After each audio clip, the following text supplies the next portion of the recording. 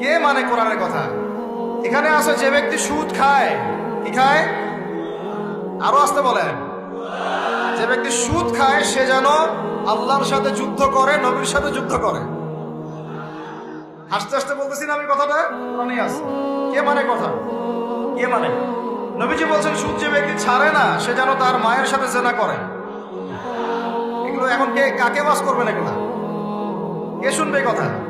সুদী এনজিওর 6 লাখ দেশ ভরে, তারপরে এমন কোন গ্রাম নাই, এমন কোন শহর নাই, এমন কোন ব্যাংকিং সিস্টেম নাই যেখানে সুদ নাই। নবীজি বলছেন আমি সুদের সাথে সম্পৃক্ত 4 শ্রেণীর মানুষকে অভিশাপ দিয়ে গেলাম। নাউজুবিল্লাহ। আমাকে বুঝান তো, নবীর অভিশাপ নিয়ে কেউ জান্নাতে যাবে? হ্যাঁ, নবী কাউকে সাল্লাল্লাহু আলাইহি ওয়াসাল্লাম যদি কাউকে অভিশাপ দেন ও জান্নাতে যেতে পারবে? এত সহজ?